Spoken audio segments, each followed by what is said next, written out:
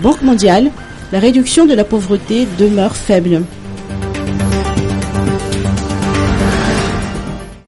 Dans plusieurs discours, les dirigeants du pays se sont félicités de la réduction du taux de pauvreté qui serait passé de 92 à 72%. Interrogé à ce propos, Coralie Jevers, directeur des opérations de la Banque mondiale à Madagascar, nous apporte des explications. Une croissance inclusive est requise pour réduire significativement la pauvreté. Ensuite, il y a une mesure internationale qui permet de comparer la pauvreté dans tous les pays du monde, et qui est développée par la Banque mondiale et qui est basée sur deux mesures. Une qui est à 1,90 $ par jour et l'autre à 3,10 $ par jour. Au taux de 1,90 $ par jour, nous sommes à un taux de plus ou moins 78 ou 80%,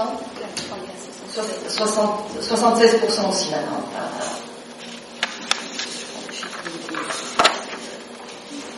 Ok, on est actuellement à 76% aussi.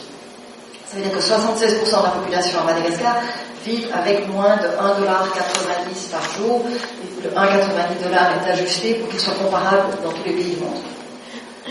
Nous avons également près de 90% de la population qui vit sous le seuil de 3,10 $ par jour.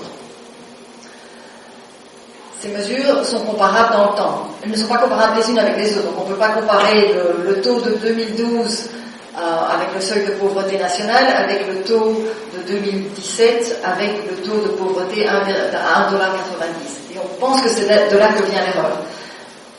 Ils ont comparé des taux mesurés différemment à travers le temps. Et en fait, il faut garder la même mesure à travers le temps pour pouvoir faire une comparaison.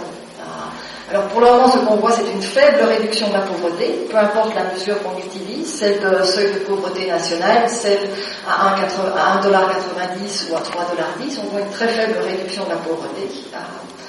Ce qui explique notre souci d'inclusivité de la croissance à Madagascar, c'est qu'on voit une croissance économique qui est relativement forte et satisfaisante à 5% ou à près de 5%, mais que nous voyons très très peu d'impact en effet sur la pauvreté, parce qu'il y a peu d'inclusivité. Et donc c'est ça qu'on veut essayer d'améliorer. Ça va nous ramener à la troisième question que monsieur avait et à la deuxième question que vous aviez sur l'inclusivité.